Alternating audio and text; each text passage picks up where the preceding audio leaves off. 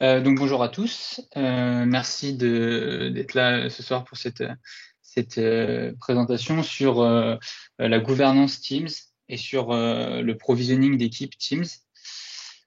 Je suis Théophile Chinin, je suis architecte Microsoft 365 pour Abalone.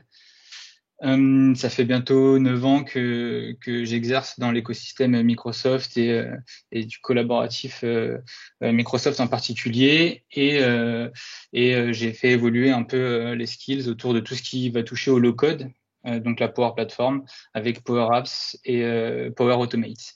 Donc les principaux centres d'expertise, ce serait SharePoint, Teams, Power Automate et Power Apps.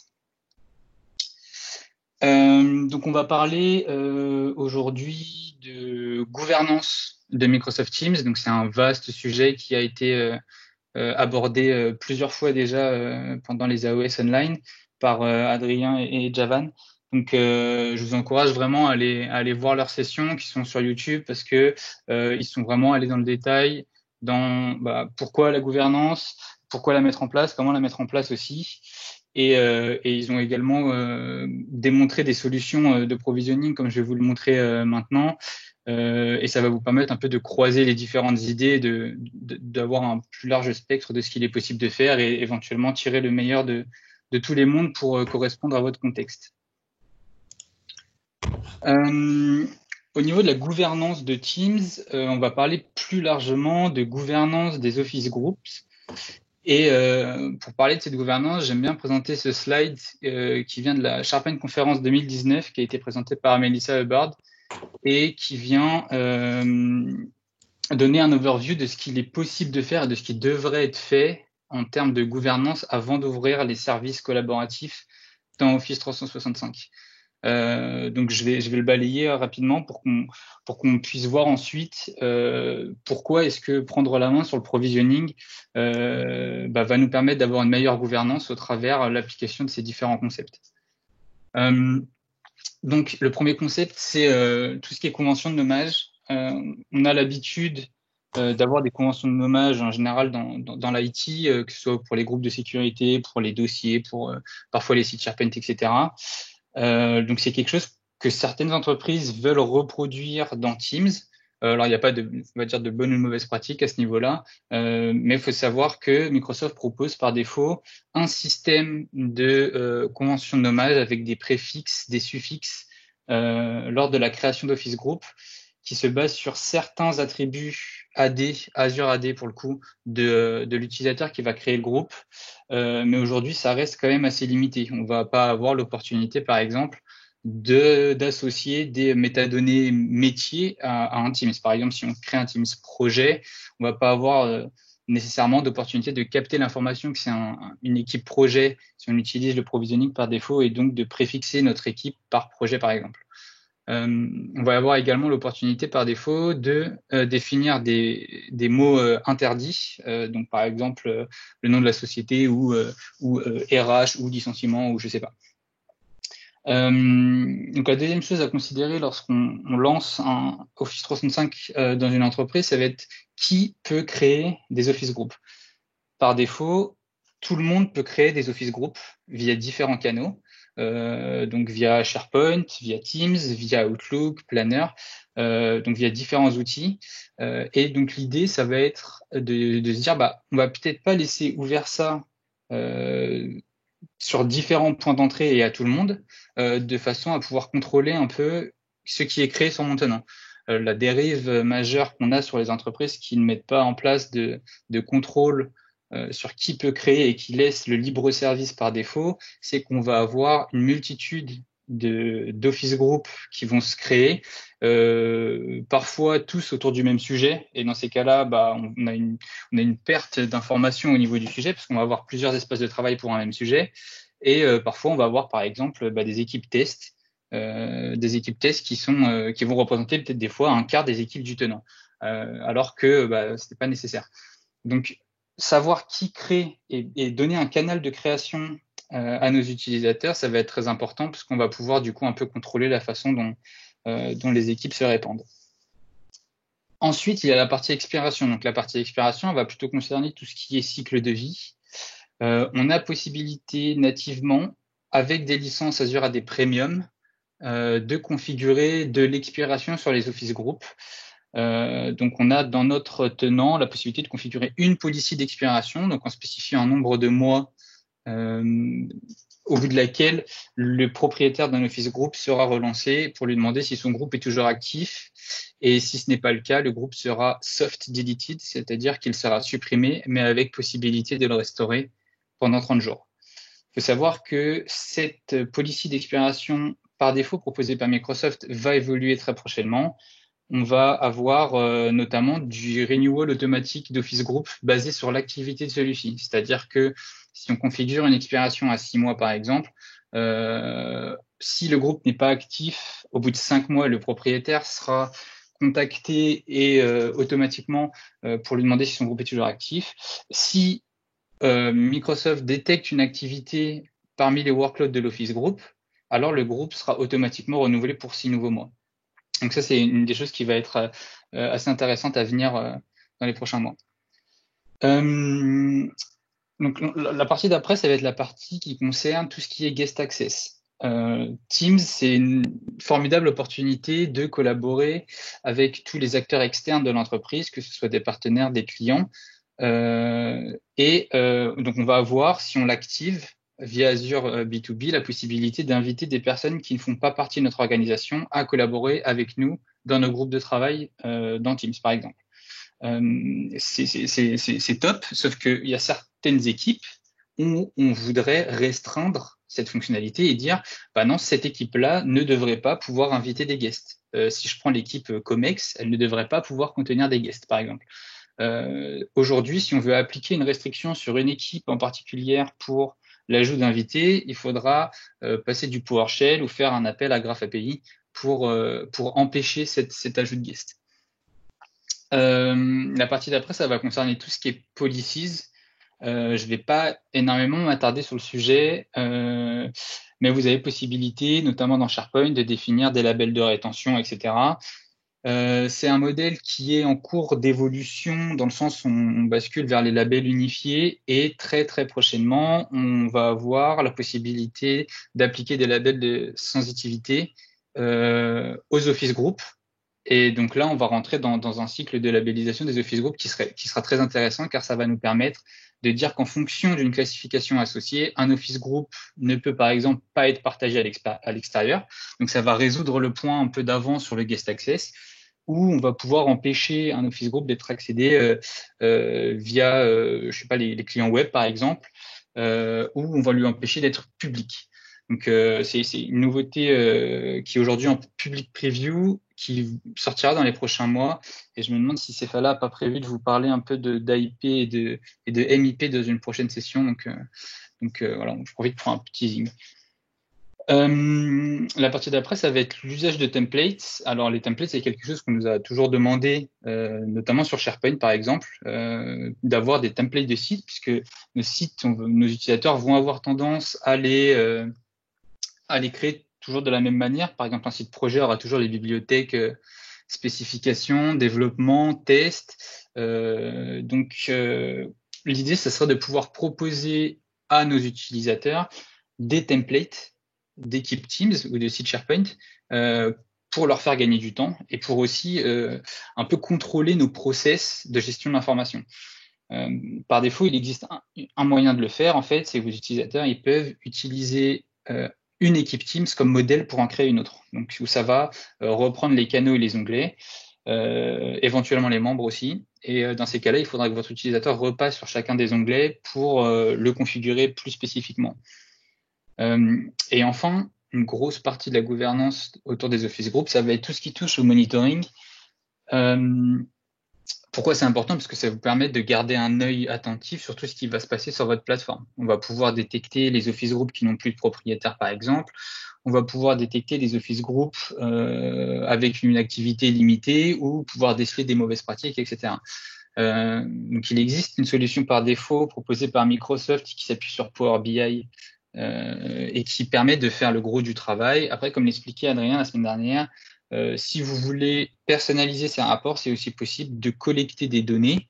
Et dans ces cas-là, c'est aussi intéressant d'avoir la main sur le provisioning d'équipes Teams parce que ça vous permet de collecter des données sur les équipes qui sont créées et donc d'avoir des rapports plus personnalisés en fonction de votre contexte. Donc, ceci étant dit, on va basculer sur les modèles de création. Donc, pour appliquer tous ces concepts de gouvernance que je vous listais avant, on comprend qu'il est quand même intéressant de prendre la main sur le process de gouvernance par défaut en libre service qui est proposé par Teams et par Microsoft pour appliquer justement nos règles de gouvernance, appliquer des templates, etc. Donc j'ai listé selon 3 points, on va dire, les modèles possibles. Donc le libre service par défaut, celui que tout le monde a sur son tenant sans configuration particulière. Un mode libre service contrôlé, c'est-à-dire que on va récolter les informations et les requêtes de demande de création d'équipe et les provisionner à la volée sans approbation. Et enfin, un process d'approbation où là, pour le coup, les utilisateurs devraient soumettre une requête, le département IT ou le manager devrait approuver et ensuite l'équipe serait provisionnée. Donc, j'ai trié ça selon plusieurs critères. Le premier, ce serait l'application des paramètres de gouvernance que je vous listais juste avant. Donc, concrètement, aujourd'hui, en libre service par défaut, on n'a pas la possibilité d'appliquer autant de paramètres de gouvernance qu'il le faudrait, contrairement à si on prend la main sur le process de création et donc le libre service contrôlé et le processus d'approbation nous permettent justement de pouvoir appliquer nous-mêmes nos concepts de gouvernance et d'aller beaucoup plus loin dans ce que propose Microsoft.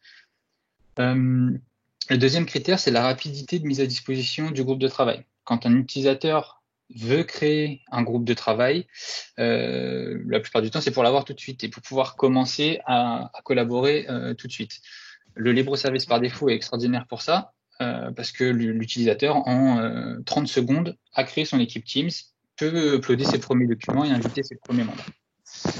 Le libre service contrôlé est très intéressant pour ça également parce que en quelques minutes, l'utilisateur peut avoir son groupe de travail aussi. Et là, en revanche, le processus d'approbation est beaucoup moins intéressant parce que il peut se passer plusieurs jours avant une approbation. On peut avoir des goulots d'étranglement et on peut frustrer nos utilisateurs.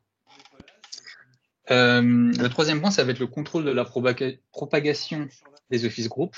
Donc, clairement, le libre service par défaut est vraiment dans le négatif sur ce sujet-là. On peut le voir sur des grosses sociétés avec des centaines de milliers de licences. On va avoir vraiment un nombre incroyable d'Office Group qui sont créés et ils sont pas tous utiles.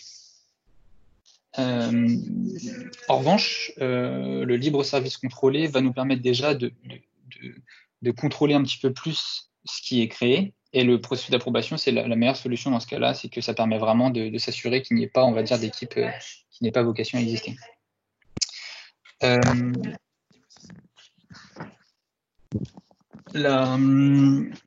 Les capacités d'intégration d'une solution personnalisée, d'une solution de provisioning sont aussi très importantes. Pourquoi? Parce qu'on ne veut pas que les utilisateurs se retrouvent à remplir un formulaire qui est caché au fin fond d'une URL pour demander une création d'équipe Teams. Hop, je sais pas pourquoi c'est passé. Vous voyez bien le slide sur les modèles de création? Ouais, on voit bien. Ok. Ouais. Donc l'idée c'est de venir donner une solution de création d'équipe Teams qui soit directement intégrée au client Teams. Et aujourd'hui, grâce aux capacités d'intégration avec Power Apps notamment, on est capable pour un libre service contrôlé ou pour un processus d'approbation de mettre à disposition ce formulaire directement dans le client Teams et d'avoir une expérience utilisateur qui est vraiment satisfaisante. Et enfin, le dernier point, ça serait les capacités d'application template. Qui par défaut sont pas suffisamment satisfaisantes et dès l'instant où on va mettre la main sur le processus d'approbation, sur le processus de création, pardon, on va être capable d'appliquer les templates prédéfinis par l'entreprise. Donc les avantages de prendre la main sur le processus de création, ça va être notamment pour les Office Group de définir tout un tas d'attributs comme le titre, la classification, la visibilité, les autorisations d'invités ou la stratégie d'expiration. Pourquoi est-ce que c'est important notamment de mettre la main sur la visibilité? Parce que, par exemple, une équipe publique a ses documents qui sont en lecture-écriture pour l'ensemble du tenant. Et le fait de pouvoir restreindre, par exemple, ces équipes publiques en fonction d'une classification, c'est nécessaire. On ne peut pas avoir une équipe confidentielle avec l'ensemble des informations diffusées pour tous les collaborateurs de l'entreprise. Ensuite, au niveau des settings Outlook de l'Office Group, on va avoir possibilité de définir l'alias du mail, ce qui n'est pas négligeable, et on va avoir surtout la possibilité de gérer la visibilité dans Outlook. Par défaut, lorsqu'on crée une équipe Teams, elle n'est pas visible quand on la crée depuis Teams, elle n'est pas visible dans le client Outlook. Et pour le coup, ça vient masquer les possibilités de gestion de mail du groupe de travail et surtout de gestion de calendrier. Aujourd'hui, la seule façon de réactiver ces fonctionnalités, c'est de passer du PowerShell ou de faire un appel au graphe. Via une solution de provisioning, on va être capable d'entrée de jeu, de dire ce groupe de travail a besoin à la fois de Teams et à la fois de son calendrier pour sa gestion de projet, par exemple, et donc de l'activer d'entrée de jeu. Au niveau du site SharePoint, on a aussi pas mal de paramètres à définir. Par exemple, le partage externe. Ce n'est pas parce qu'une équipe Teams ne peut pas inviter de guests que son site SharePoint ne peut pas recevoir de guests. Parce qu'on va avoir un paramètre côté Office Group et un paramètre côté site SharePoint. Donc, ce qu'il faut faire aussi, c'est dans ces cas-là, bien appliquer un paramètre identique côté Office Group et côté site SharePoint, de façon à ce que les données ne soient pas partagées à l'extérieur. Il y a aussi un autre paramètre que j'aime beaucoup définir dans SharePoint, c'est la possibilité en fait d'empêcher toutes les personnes qui ne sont pas définies comme propriétaires du site, donc comme propriétaires de l'Office Group et donc propriétaires de la donnée, de partager les informations. Parce que par défaut, un membre d'une équipe Teams peut aller dans SharePoint, cliquer sur partager et diffuser une information alors qu'il n'est pas identifié comme propriétaire. Donc en fait, en venant, on va dire, surconfigurer le site SharePoint à sa création, on va être capable de définir ce paramètre-là.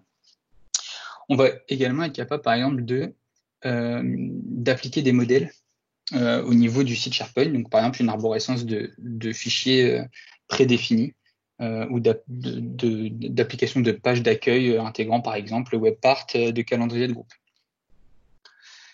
Au niveau de Teams, on va être capable de gérer les membres, on va être capable de gérer tout ce qui est paramètres au niveau de l'équipe, donc par exemple qui peut créer des canaux, des onglets, etc. Et on va être capable aussi de provisionner en avance des canaux et des onglets qu'on aurait prédéfinis au niveau de template.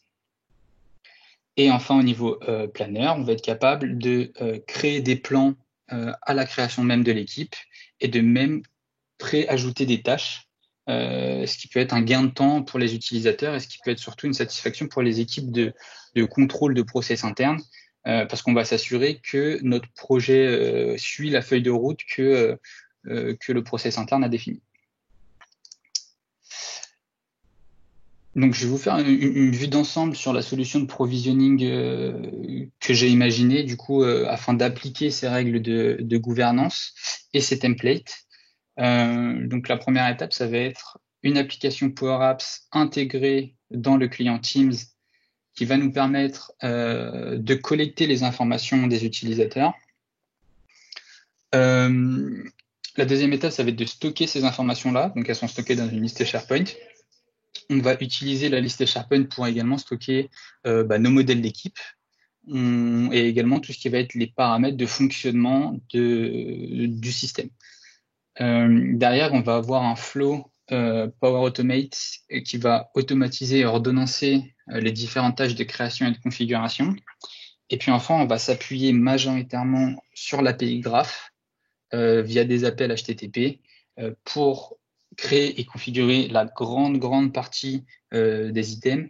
Et dans le cas où l'API Graph ne permet pas de faire ce qu'on veut, par exemple pour configurer un site SharePoint, on va passer par des fonctions Azure qui vont permettre un peu de combler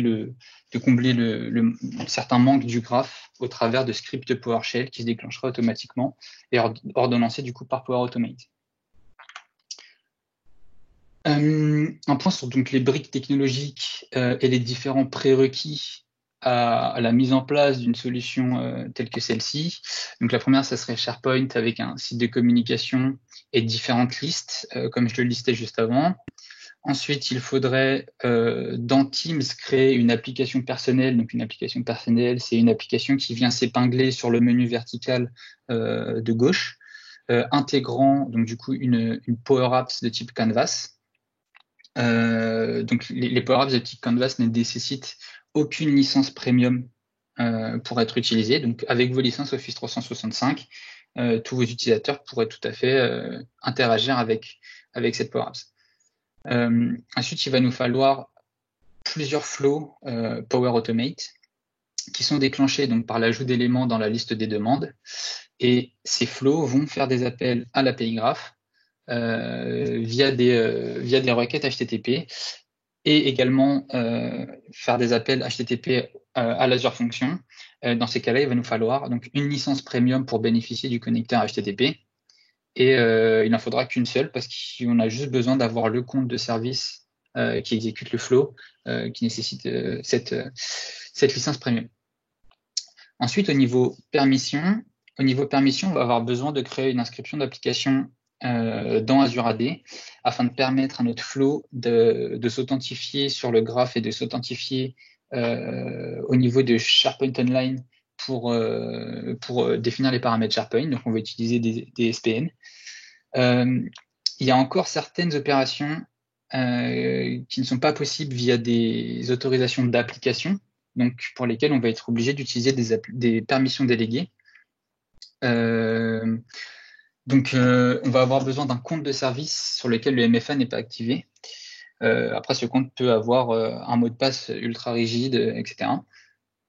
Et enfin, on va avoir besoin de permissions à l'échelle du tenant côté SharePoint avec ce qu'on appelle une app only. Enfin, côté Azure, comme je vous le disais, on va utiliser des Azure Functions, donc on va avoir besoin d'une souscription Azure. Et afin de sécuriser l'ensemble des mots de passe,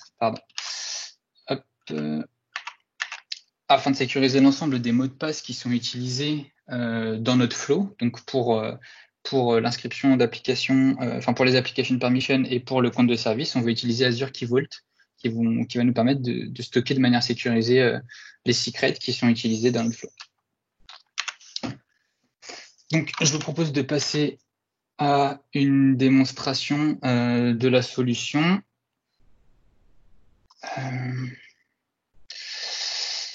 Tac, je pense qu'on est là.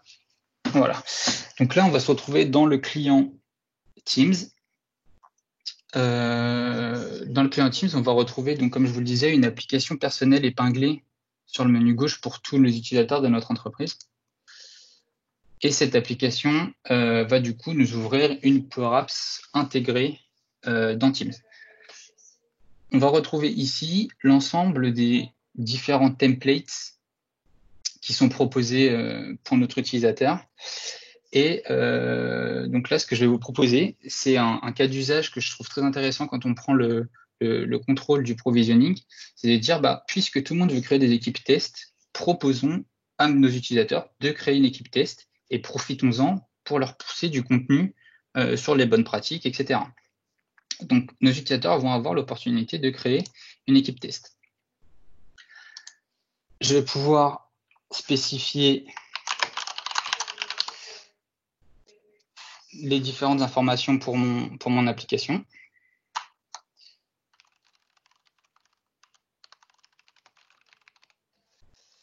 Et donc là, on va voir que mon utilisateur, il n'a pas la main sur l'alias de son groupe, son adresse mail. Pourquoi? Parce que on a décidé que pour les équipes test, le système utiliserait test-teams-upn de l'utilisateur pour un peu contrôler tout ce qui est créé en termes d'équipe test. On voit aussi qu'on a décidé que les équipes test seraient restricted, donc ils ne pourraient pas être publics. Donc on a mis un niveau de classification par défaut et une visibilité par défaut. Donc mes utilisateurs ne peuvent pas créer d'équipe test publique. En revanche, si j'avais lancé, je sais pas, par exemple un projet, on aurait vu que là, mon utilisateur a la possibilité de choisir différents niveaux de classification et différents niveaux de visibilité. Donc ici, en fait, tout ça, ça va se retrouver forcé par notre application et par nos templates.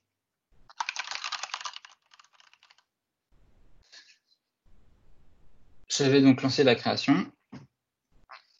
Et en fait, ce qu'il s'est passé, c'est que ma Power Apps a donc créé une nouvelle demande de création, une nouvelle demande de Teams sur ma liste SharePoint. Et la demande, elle est juste ici, test de Teams. On voit que l'ensemble des informations que j'ai renseignées dans mon application vont apparaître dans cette liste-là. Et notamment, on va avoir le template qui a été demandé. Donc, c'est donc un template de test.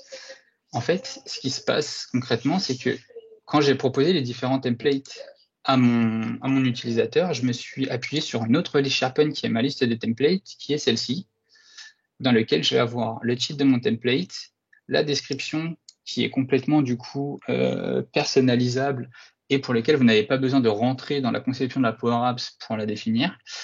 Vous allez avoir un préfixe pour l'ensemble de vos équipes en fonction du template qui est choisi. Vous allez avoir une classification, les différentes classifications qui sont possibles. Donc là, on voit que, par exemple, un projet peut être confidentiel, public ou restreint. En revanche, mon équipe test, elle peut être uniquement restricted. Et vous allez avoir les différents paramètres de template. Donc, par exemple, quelles sont les différentes ressources à approvisionner, quels sont les différents channels et quels sont les différents onglets. Je rentrerai plus dans le détail là-dedans lorsqu'on parcourra le flow. Donc, justement, je vais aller voir comment se comporte le flow. Donc là, je vois qu'il est bien terminé. Donc, si je retourne dans mon client Teams, j'ai reçu 2 nouvelles notifications. Et donc, je vois qu'il y a une application qui s'appelle Graph Teams Management qui m'a ajouté à une équipe. Et cette équipe, je vais la retrouver juste ici. On voit qu'elle dispose bien de ma convention de nommage propre et que j'ai définie au niveau de mon template. Et je vois qu'elle m'a provisionné 2 canaux, donc un canal spécifique topic et un canal privé. Donc en fait, ce qu'on va faire, c'est qu'ici, on va profiter du fait que l'utilisateur demande une équipe team pour lui dire, bah regarde, dans une équipe, tu peux créer des canaux. Tu peux créer des canaux donc, pour des sujets spécifiques. Tu peux même créer des canaux privés pour tes discussions privées au sein de ton groupe de travail. Et en fait, ce qu'on a fait, c'est qu'on a profité de cette création contrôlée pour lui pousser un certain nombre d'onglets. Donc, par exemple, ce que moi j'ai appelé le e-learning center, qui n'est rien d'autre qu'une page SharePoint. Et donc, je prends l'effet démo en plein fouet. Voilà.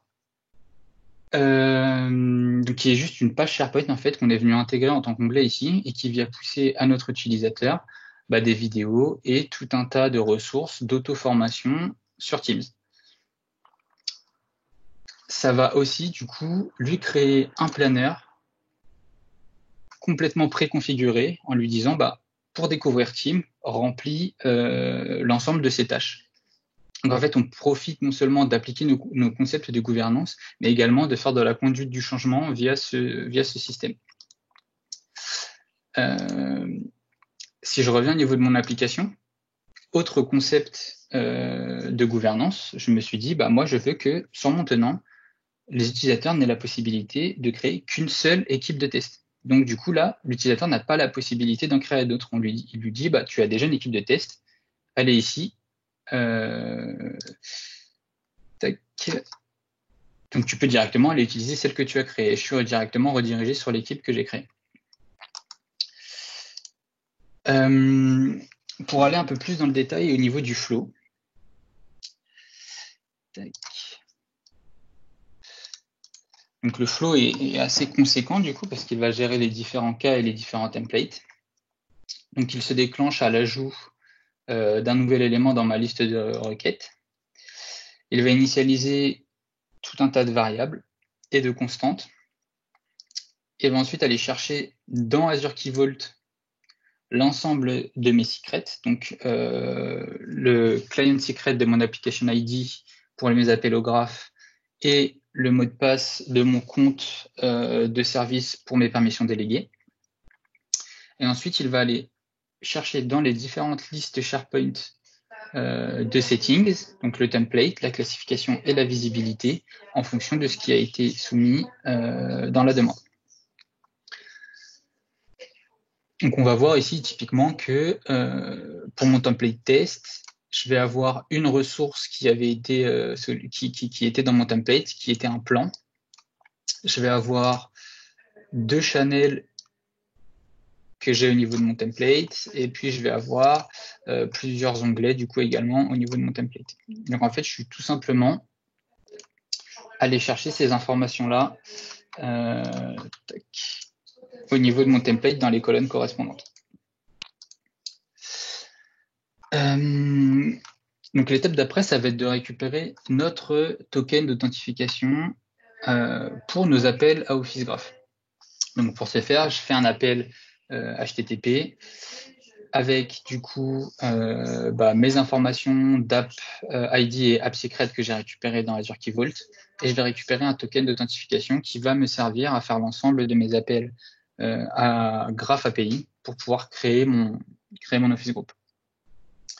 Avant de créer le groupe, je vais prendre la requête de l'utilisateur et je vais définir quels sont les paramètres de gouvernance que je vais vouloir appliquer. Par exemple, est-ce que le groupe est confidentiel, oui ou non? S'il est confidentiel, dans ces cas-là, par exemple, ne pas permettre des guests. Donc là, pour le coup, il n'était pas confidentiel.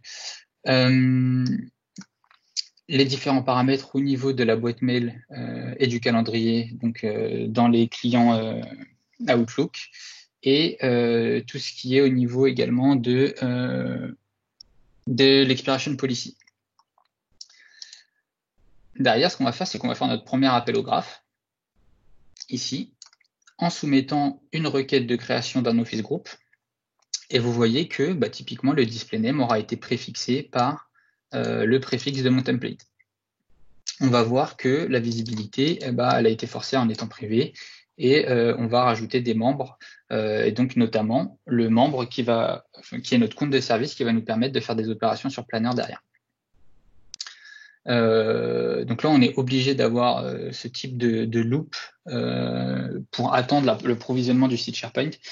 Quand vous créez un Office Group, le site SharePoint n'est pas provisionné instantanément. Il va être provisionné dans les quelques secondes qui suivent la création. Et donc, si notre process avance trop vite, on va se retrouver avec un problème parce que le site SharePoint n'aura pas été correctement provisionné. Donc, en fait, vous avez certaines personnes qui mettent des tempos. Moi, ce que j'ai fait, c'est tout simplement, je vais aller chercher est-ce que mon site SharePoint est créé, oui ou non. Ensuite, pour poursuivre, je vais avoir besoin d'autorisation déléguée sur mon groupe. Qu'est-ce que ça veut dire? Ça veut dire que je vais avoir besoin que des opérations soient faites comme si elles étaient faites par un utilisateur. C'est notamment le cas des opérations avec Planner, par exemple, parce qu'aujourd'hui, Microsoft ne donne pas la possibilité de le faire en tant qu'application. Il faut le faire en tant qu'utilisateur. Donc, on va utiliser des permissions déléguées. Pour ce faire, j'ai besoin de récupérer mon token d'authentification délégué. Donc, je vais utiliser encore une fois la même mécanique que ce que j'ai fait au-dessus.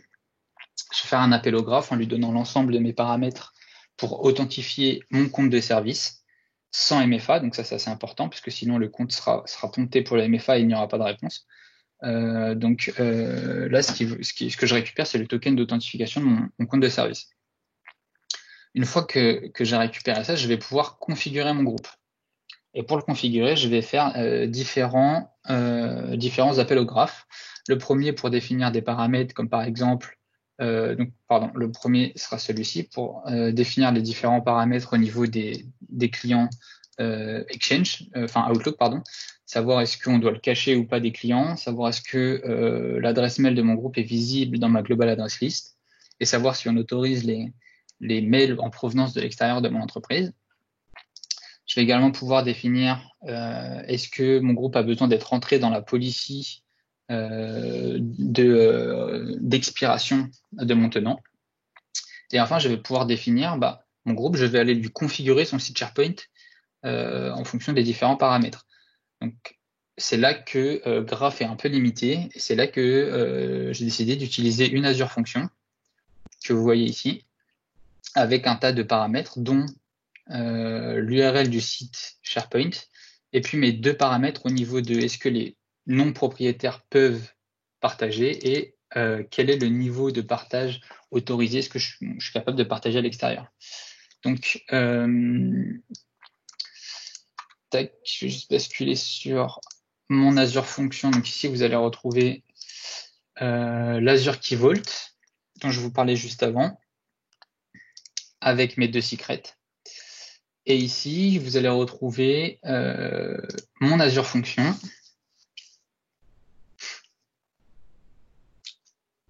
qui va venir utiliser tout ce qui est bibliothèque PNP, Pattern and Practice, qui sont des bibliothèques PowerShell qui permettent de faire énormément de choses dans SharePoint Online et qui devient aujourd'hui un peu un standard de développement pour SharePoint Online.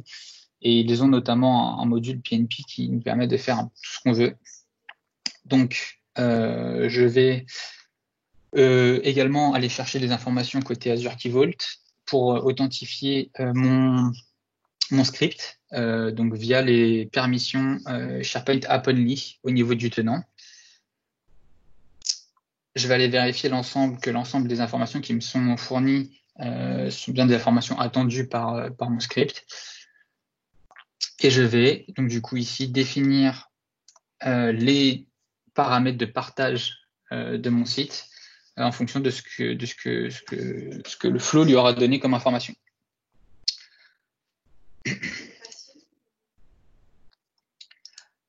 Donc là, mon flow a tout simplement appelé mon script PowerShell en lui donnant les différents paramètres. Il s'est exécuté, ça a tout configuré correctement. J'ai bien eu un retour me disant que OK, c'est bon, tes paramètres de partage ont été correctement définis, je peux passer à la suite. La suite, qu'est-ce que c'est? C'est de dire, s'il y a des ressources qu'il faut provisionner, je vais provisionner des ressources. Par exemple, Planner est une ressource. Planner, c'est donc une ressource qui va être associée à l'Office Group qui a été créé. Donc, j'ai dû d'abord créer l'Office Group et ensuite provisionner le Planner associé à cet Office Group. C'est là que j'ai besoin de mes autorisations déléguées pour pouvoir faire ces appels au graphe et créer mon Planner. Donc, il faut s'assurer que mon compte de service est bien propriétaire de mon Office Group. Et ensuite, je peux lancer mes requêtes graphes de création du plan. Une fois que j'ai créé mon plan, je vais dire, est-ce que j'ai un template de plan? Et là, je vais regarder si dans mon template que j'ai défini dans SharePoint, dans mon template d'Office Group, j'ai donné un ID de plan modèle. Et là, c'est le cas. Donc, ce qu'il fait, c'est qu'il va aller appeler un autre flow, un sous-flow, qui va aller créer l'ensemble des tâches et des buckets dans Planner. Donc là, j'ai un deuxième flow, un flow qui a un trigger du coup HTTP request. Donc la requête HTTP est soumise par cette requête ici, par ce flow-là. Ça vient donner à mon flow le template ID et le plan que je viens de créer. Et puis ça vient cloner mes buckets et cloner mes tâches.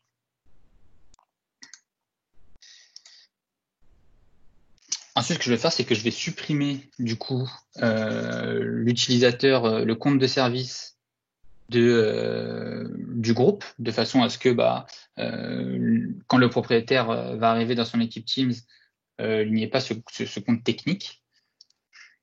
Et puis là, je vais aller créer mon équipe Teams. Alors, l'équipe Teams rencontre parfois, donc au moment de la création d'une équipe Teams, se basant sur un Office Group existant, sur les appels graphes, j'ai rencontré, on va dire, une fois sur 50, un problème de création me disant que le Teams existait déjà.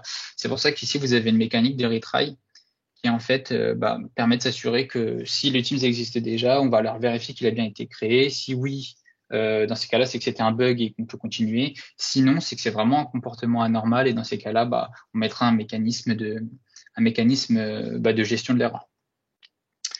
Une fois que l'équipe est créée, on va être capable du coup de récupérer le channel donc, général. Je vais en avoir besoin pour justement y ajouter mes différents onglets. Et ensuite, ce que je vais faire, c'est que je vais commencer à provisionner mes channels. Donc, ce qui se passe, c'est qu'à cet endroit-là, je vais aller prendre dans mon template les différents channels qui étaient donnés qui était donné dans ma configuration. Donc, si je prends par exemple le template de test, on va voir qu'au niveau des channels, j'ai 2 channels qui sont donnés. Et donc ça, c'est un JSON que j'ai, on va dire, complètement inventé pour mon besoin. En fait, je vais retrouver ici le display name de mon channel, la description, le type, à savoir est-ce que c'est un channel privé ou est-ce que c'est un channel standard, et un autre paramètre pardon, qui est le fait d'afficher ou pas le canal par défaut. Mais comme vous avez pu le voir, c'est un paramètre qui n'est pas encore complètement sec côté Microsoft parce que il ne fonctionne pas encore. Donc ce que je vais faire, c'est que là, mon flow, il va du coup boucler sur ces différents channels. Donc là, il va récupérer le premier, qui est le channel for specific topic. Il va aller le créer. Et il va récupérer ensuite le deuxième channel. Il va le créer. Comme c'est un channel qui est privé, il va en plus ajouter le demandeur en tant que propriétaire de ce second channel. Ensuite, ce qu'il va faire, c'est du coup aller sur le même modèle, il va parser les différents onglets qui ont été définis au niveau de mon template. Donc, au niveau de mon template, j'ai différents onglets et les onglets sont forcément rattachés à un channel. Donc, ce que j'ai fait, c'est que j'ai rappelé ici, l'ID du channel. Donc, si j'utilise le channel 0, j'ai défini que le channel 0, c'est forcément le channel général. Si j'ai défini channel ID égale 1, alors il ira se baser sur l'ID du channel provisionné au-dessus. Donc je peux non seulement proposer mes propres channels, mais je peux aussi proposer mes propres onglets dans les channels que j'ai définis. Tout n'est pas forcément créé dans le général. Donc là, vous voyez que je vais définir un plan de type, un onglet de type planner avec ce display name là et la ressource ID. Donc, quel est le plan que je vais afficher dans ce planner-là, dans cet onglet-là? C'est la ressource ID 1. Et là, on retrouve la liaison avec ma ressource qui a été provisionnée juste au-dessus. Deuxième onglet à provisionner, ça va être une page SharePoint. Et donc, j'ai créé un type qui s'appelle SPO PageList parce que vous pouvez aussi bien intégrer une page SharePoint moderne qu'une liste SharePoint moderne sur le même concept avec son display name. Je lui ai pas provisionné de ressource ID, mais je lui ai donné l'URL de la liste la page SharePoint à afficher, qui est une page SharePoint qui n'est pas sur le site créé par l'Office Group. C'est une page SharePoint qui est par exemple sur mon intranet ou sur un site d'auto-formation à Office 365 qui est accessible à toute l'entreprise. Et donc, je vais utiliser cette ressource-là pour la mettre à disposition dans l'équipe. Donc, mon flow va venir parser l'ensemble des channels. Il va ensuite regarder le type. Donc là, par exemple, on est bien sur le type planner. Et donc là, il va me faire mon appel au graphe pour aller me créer mon planner en fonction de ce qui a été défini dans mon template. Pour le deuxième onglet, c'est donc une page SharePoint. Et donc là, il va me créer ma page SharePoint, mon onglet avec ma page SharePoint intégrée. Un onglet, lorsque c'est créé via graph, ça prend différents paramètres. Ça prend donc le display name, ça prend le type d'application que c'est. Donc ça, c'est une valeur que vous allez retrouver via un appel graph sous-jacent, on va dire. Et donc, il va falloir connaître. Donc, le type SharePoint, page ou liste, c'est toujours cet ID-là. Le type planner, c'est toujours l'autre ID. Donc, en fait, ça sera défini en dur à cet endroit-là au moment où on va savoir quel est le type d'onglet que vous voulez. Donc là, aujourd'hui, moi, j'ai géré 3 types d'onglets, donc la page SharePoint, le planner ou le OneNote, mais vous pouvez très bien en ajouter une infinité en fonction des différents onglets qui sont disponibles. Par exemple, l'ajout d'un PDF intégré ou l'ajout d'un Word ou je ne sais quoi. L'ajout d'une Power Apps, typiquement. Ensuite, ce que va faire mon flow, c'est tout simplement ajouter les différents membres qui auraient été spécifiés lors de la requête et les ajouter à mon équipe. Et puis enfin, aller me créer un item dans ma liste des Office Group créés pour que moi, on va dire en back-end, j'ai un annuaire complet des différentes équipes qui sont créées. Cet annuaire, il pourrait tout aussi bien être mis à disposition en fonction de certains critères à des métiers, de façon à ce qu'ils aient une vue sur, je sais pas, par exemple, toutes les équipes créées par tel département. Donc en fait, prendre la main sur le process et collecter les données que vous voulez et en faire complètement ce que vous voulez, ça vous permet d'aller plus loin qu'appliquer des concepts de gouvernance. Ça vous permet aussi d'offrir des possibilités à vos métiers en termes de, par exemple, d'annuaire de Teams. Je vais rebasculer dans l'application Teams, tout simplement pour vous montrer différents modèles d'équipe qui ont été mis en place. Donc ici, vous avez, donc comme je vous l'ai montré, le Teams de test avec un planner et un site SharePoint, mais vous pourriez tout à fait aussi avoir des Teams, par exemple, de projet, avec les différentes étapes de projet et un canal privé pour tout ce qui est budget, ou des Teams d'organisation, ou je sais pas, des Teams, donc ça c'était un Teams User Group par exemple. Sachant que vous n'avez pas besoin de toucher à l'application Power Apps derrière pour définir vos templates. Vos templates sont complètement personnalisables à ce niveau-là en fonction des différentes informations que vous allez rentrer. Donc, faut pas voir dans la prise de contrôle sur le provisioning des Teams, il faut pas voir ça uniquement comme un moyen d'appliquer sa gouvernance. C'est certes la meilleure raison pour le mettre en place, mais c'est aussi une opportunité de satisfaire vos utilisateurs et de pas forcément les frustrer. Parce que quand on se dit on va prendre la main sur le provisioning, on peut contrarier les utilisateurs, mais tant pis, c'est pour le bien de la gouvernance. Non, c'est aussi une opportunité pour vous de leur proposer des templates préfaits. Pour votre équipe de conduite du changement, c'est une opportunité de promouvoir, on va dire, du contenu sur l'intranet. Et vos utilisateurs, étant donné que c'est relativement bien intégré maintenant dans Teams, n'auront pas de contraintes particulières à passer par cette application pour créer des équipes. Donc c'est pas qu'une opportunité pour l'IT, c'est aussi une opportunité pour les métiers. Donc voilà, j'ai fini pour la démo. J'ai listé un peu dans le PowerPoint, les différentes ressources qui m'ont été utiles. Vous avez notamment le blog de Laura Kokarinen qui est super bien fait sur le provisioning des onglets et des channels avec Graph.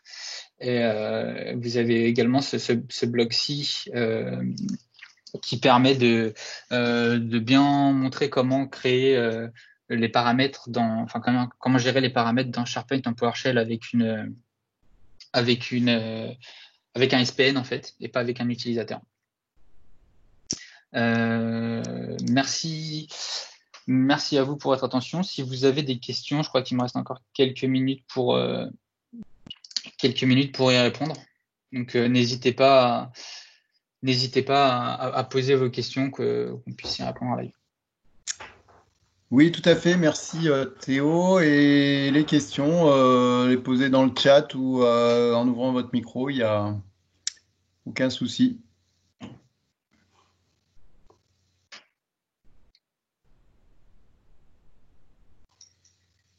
Ça a été super clair, donc voilà, tout le monde a tout compris. Parfait. Merci à vous.